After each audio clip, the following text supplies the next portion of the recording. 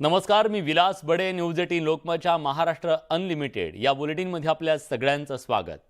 सुरुवातीला headlines. Headlines प्रायोजक राजयोग paints, खुशियां आपकी, रंग हमारे. त्या आरोपांना मी फारसं महत्त्व देत नाही. बोरवणकरांनी केलेल्या आरोपांशी माझा दुरान्वय संबंध नाही. उपमुख्यमंत्री अजित पवारांनी फेटाळले सर्व आरोप.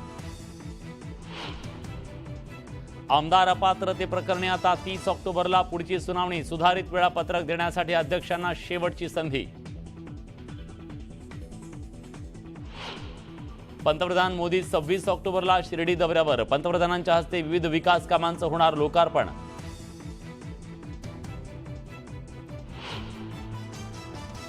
रश्मी ठाकरे उद्या टेंबिनाका नवरात्रोत्सवात घेणार देवीचं दर्शन.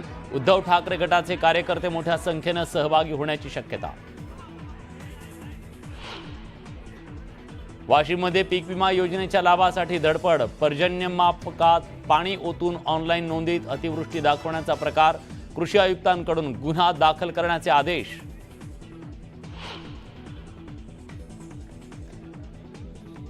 बुलढाण्यात कृषी सिंचन योजनेच्या साहित्य खरेदीत मोठी अफरातफर. मात्र संपूर्ण प्रकरणाला जबाबदार असलेल्या कृषी अधिकाऱ्यांना सोडून कनिष्ठ कर्मचाऱ्यांवर कारवाई. कृषी विभाग अधिकाऱ्याला पाठीशी घालत असल्याचा आरोप. पश्चिम भारतात पुढील 48 तास पावसाचा अलर्ट. तामिळनाडू, केरळमध्ये मुसळधार पावसाची शक्यता, तर महाराष्ट्रातही हलक्या सरींचा अंदाज. कोकणात नवरात्रोत्सवाचा उत्साह. वेंगुर्ले समुद्रकिनारी वाळूत साकारलं देवीचं रूप.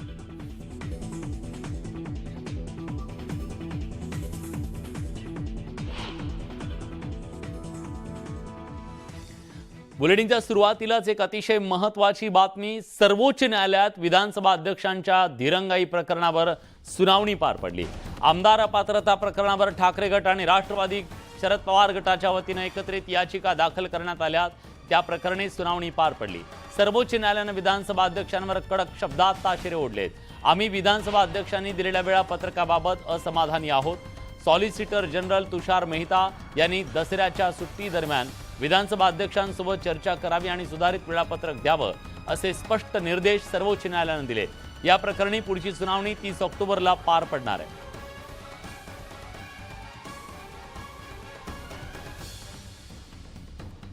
सर्वोच्च सुनावणीत आज नेमकं काय घडलं जाणून घेऊयात ग्राफिक्सच्या माध्यमातून. विधानसभा अध्यक्षांच्या वेळापत्रकाची मागणी करण्यात आली. विधानसभा अध्यक्षांनी जे वेळापत्रक दिलं त्याच्यावरती मग नाराजी व्यक्त करण्यात आली. कागदपत्र देऊन सुद्धा अध्यक्षांकडून सातत्यानं वेळकाढूपणा केला जातोय असा आरोप कपिल सिब्बल यांनी केला. त्यावर सुप्रीम कोर्टानं 30 ऑक्टोबरला सुधारित वेळापत्रक द्या असे निर्देश दिले. सुधारित वेळापत्रकासाठी ही शेवटची संधी आहे असंही कोर्ट म्हणालं. सुधारित वेळापत्रक अमान्य झाल्यास आम्ही वेळापत्रक ठरवू असंही कोर्टानं सुनावलंय. अध्यक्षांनी मीडियाशी कमी बोलावं असंही कोर्टानं सुनावलंय. आज जे आहे ते शिवसेना गट जे शिवसेनेच्या दोन्ही गटासंदर्भामधली ॲक्च्युली मेन मॅटर होतं आणि त्याच्यावर जे आहे राष्ट्रवादीच्या संदर्भामध्ये मॅटर ट्रॅक केलेलं होतं. परंतु जी काही आर्ग्युमेंट किंवा काय जे काही झालं ते फक्त शिवसेनेच्या संदर्भात झालं. राष्ट्रवादीच्या संदर्भामध्ये कोर्टाने काहीही भाष्य केलेलं नाही. ॲप्लिकेशन फाईल आहे त्या संदर्भात आम्ही आमची बाजू मांडली. परंतु आमच्या संदर्भामध्ये कोर्टाने जे आहे फायनल जेव्हा ऑर्डर दिली त्याच्यामध्ये काही भाष्य केलेलं नाही. माझ्यासोबत सिद्धार्थ शिंदे आहेत. हे त्यांच्या जाऊया. सिद्धार्थजी, स्पष्ट आणि सोप्या शब्दात काढायला सांगा काय झालं. बघा, आज जेव्हा पिटिशन कॉल आउट झाल्या तेव्हा सुप्रीम कोर्टाने वेळापत्रकाबद्दल विचारलं तर तुषार मेहता म्हणले की मला अध्यक्षांशी थोडं बोलू दे, आता दसऱ्याच्या सुट्ट्या येत आहेत, मी त्यांच्याशी बोलतो आणि एक वाटलंच तर तुम्हाला वाटलं तर सुधारित वेळापत्रक आम्ही तुम्हाला देतो. तर कपिल सिब्बल म्हणले की हे दरवेळेस असंच म्हणतायत.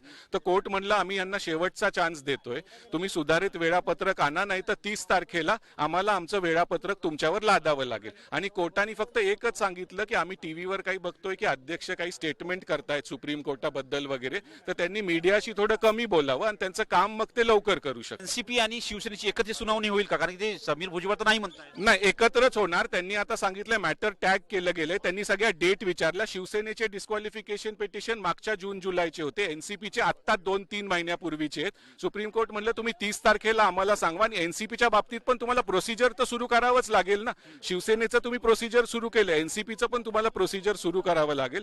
तुषार मेहता म्हणले की 30 तारखेपर्यंत मला वेळ द्या, म्हणजे या दसरा ब्रेक पर्यंत. नवरात्राच्या 9-8 दिवस सुट्ट्या आहेत सुप्रीम कोर्टाला, आणि 30 तारखेला परत हे मॅटर ठेवलं गेलेलं. दरम्यानच्या काळात जर बघितलं आपण तर राहुल नार्वेकर दिल्लीत आले आणि ते तुषार मेहतांना भेटले अशी चर्चा होती.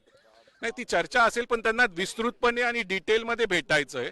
तर ते दोघं वकील भेटतील, दुसऱ्या साईड्सला पण ते एखाद्या वेळेस सगळ्या पार्टीजला बोलवतील आणि एक सर्व म्हणजे सगळ्यांना पटेल असं वेळापत्रक तुषार मेहता म्हणले आम्ही तयार करायचा प्रयत्न करू. धन्यवाद. हे होते सिद्धार्थ शिंदे. त्यांनी स्पष्ट सांगितलंय, सुप्रीम कोर्टातले वकील आहेत, त्यांनी म्हटलंय की दोन्ही याचिका या एकत्रितपणे सुनावणी घेतली जाईल. नवी दिल्लीहून video journalist Prashant Ramdas, news 18 Lokmat. Supreme कोर्टातल्या सुनावणीच्या पूर्वी ठाकरे गटाचे खासदार संजय राऊत आणि विधानसभा अध्यक्ष राहुल नार्वेकरांवर हल्लाबोल केलाय.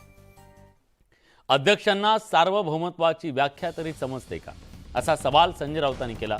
सगळ्यांना खुलं संरक्षण देणं म्हणजे सार्वभौमत्व नाही, असंही राऊत म्हणाले. त्यावर भाजपचे नेते नितेश राणेंनी प्रत्युत्तर दिलंय. विधानसभा अध्यक्षांवर दबाव टाकला जात असल्याचा आरोप नितेश राणेंनी केलाय. तसंच 24 तासांसाठी संरक्षण बाजूला ठेवा, मग बघा शिवसैनिक काय करतील, असा इशारा नितेश राणेंनी राऊतांना दिला. वारंवार राहुल नार्वेकर सांगतायत की विधिमंडळाचे अधिकार, हा विधिमंडळाचं सार्वभौमत्व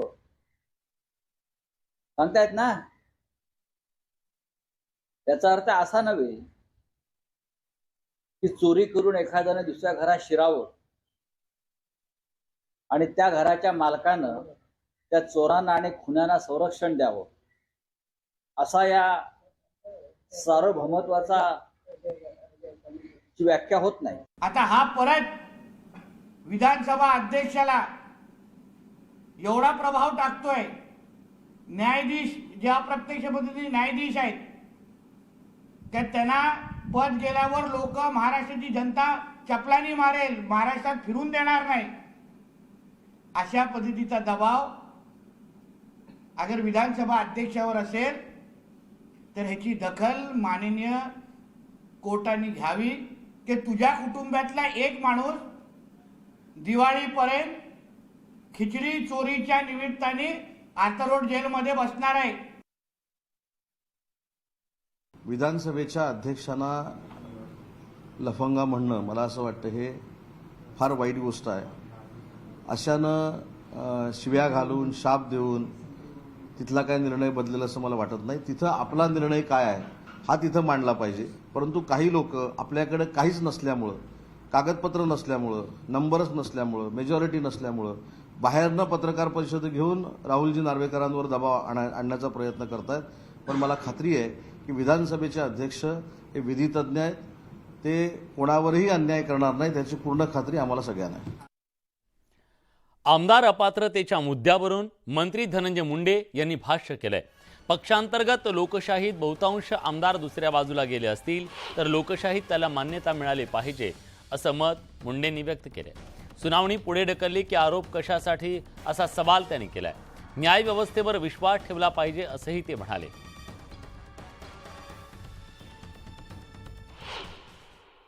लोकशाही आपण म्हणतो तर लोकशाही मानली पाहिजे.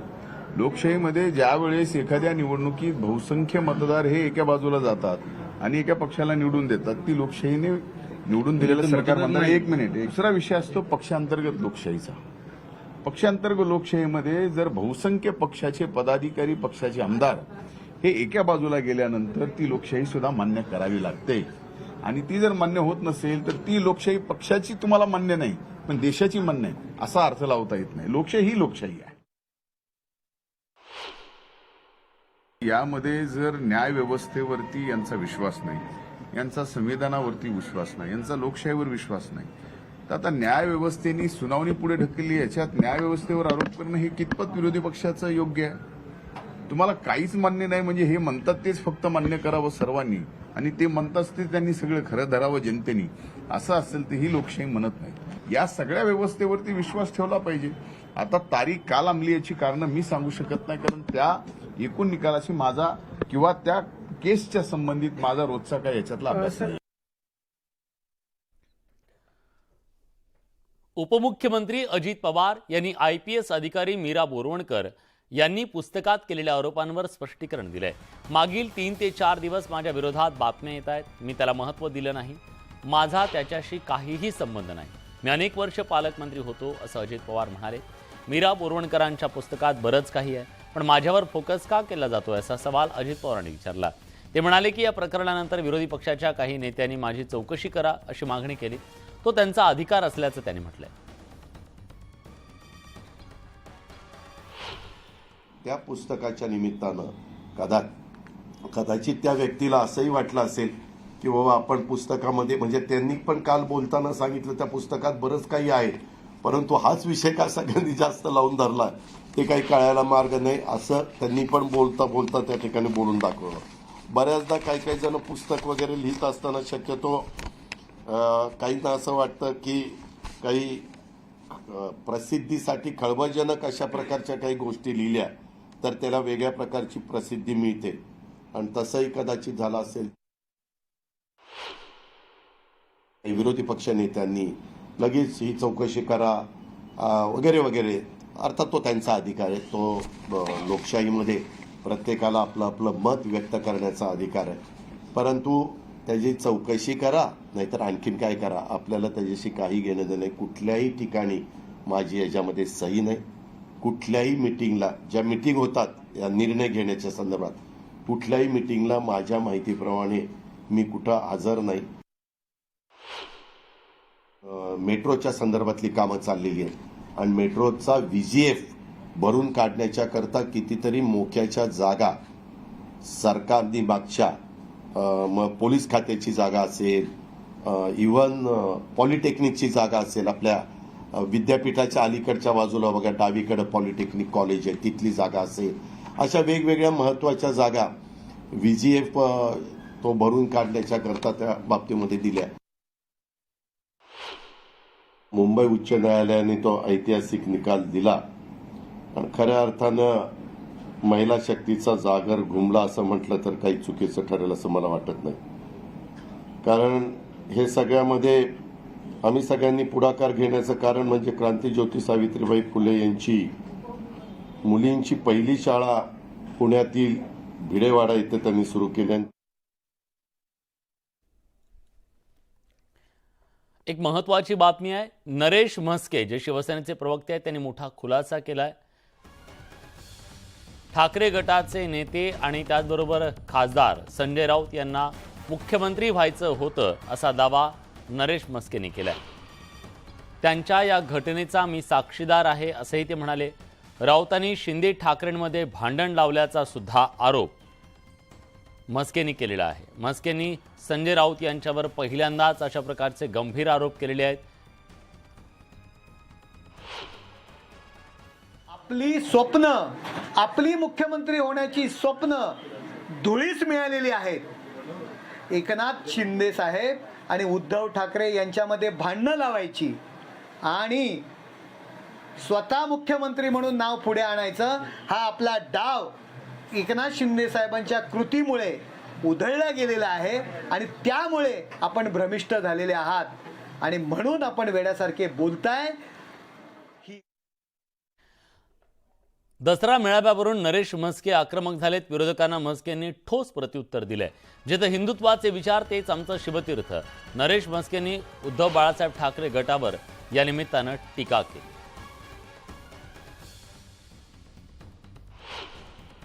ज्या ठिकाणी हिंदुत्वाचे विचार लोकांना ऐकायला मिळतील, आमच्या दृष्टीने ते आमचं शिवतीर्थ असणार आहे. शिवसेना प्रमुख माननीय बाळासाहेब ठाकरे शिवाजी पार्कवर हिंदुत्वाचे विचार द्यायचे आणि त्यामुळे त्याला शिवतीर्थ म्हटलं जायचं. टेंभी नाका नवरात्रोत्सवात उद्या रश्मी ठाकरे देवीच्या दर्शनाला जाणार असल्याची माहिती मिळते. दरवर्षीप्रमाणे यंदाही रश्मी ठाकरे ठाण्यात जाऊन दर्शन घेणार आहेत. शिवसेना पक्षात झालेल्या फुटीनंतर गेल्या वर्षी सुद्धा रश्मी ठाकरे देवीच्या दर्शनाला ठाण्यात आल्या होत्या. तेव्हा मोठं शक्ती प्रदर्शन ठाकरे गटाकडून करण्यात आलं होतं. त्यामुळे आता उद्या देखील रश्मी ठाकरे जेव्हा दर्शनाला येतील तेव्हा मोठ्या संख्येनं ठाकरे गटाचे कार्यकर्ते पदाधिकारी टेंभी नाका नवरात्रोत्सवात सहभागी होणार असल्याचं कळतंय.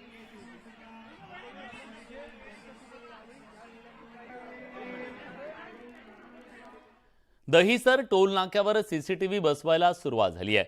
राज ठाकरेंच्या आदेशानंतर सीसीटीव्ही लावणार आहेत. एकूण 10 सीसीटीव्हींची नजर आता या टोल नाक्यावर असणार आहे. मनसे अध्यक्ष राज ठाकरे यांनी टोलच्या संदर्भातल्या काही महत्त्वाच्या मागण्या सरकार दरबारी मांडलेल्या होत्या. त्याच्यापैकीच एक मागणी म्हणजे टोल नाक्यावरती सीसीटीव्ही कॅमेऱ्यांच्या माध्यमातून नजर ठेवण्यात यावी. पिवळ्या पट्ट्याच्या बाहेर जर 4 मिनिटापेक्षा जास्त काळ गाडी राहिली तर त्याला टोल माफ केला जावा, टोल घेतला जाऊ नये त्यांच्याकडून, अशा प्रकारची सुद्धा मागणी करण्यात आलेली होती. या त्यांनी केलेल्या मागण्या सरकारनं मान्य केलेल्या होत्या. आता त्या संदर्भातली अंमलबजावणी सुरू झाली आहे. तुळजाभवानी देवीच्या मंदिरात देवीला तेल वाहण्यावर बंदी असताना खुलेआम तेल विक्री सुरू आहे. 20 रुपये दरानं तेलाच्या बॉटलची विक्री करून भाविकांची लूट केली जाते. जिल्हाधिकारी आणि मंदिर संस्थानचे अध्यक्ष डॉक्टर सचिन ओंबासे यांनी तेल विक्रीवर बंदी आणल्याबद्दलचे आदेश दिले. मात्र तरी देखील यज्ञ मंडपात खुलेआम तेल विक्री सुरू असल्यानं जिल्हाधिकाऱ्यांच्या आदेशाला केराची टोपली दाखवण्यात आल्याचं पाहायला मिळतंय.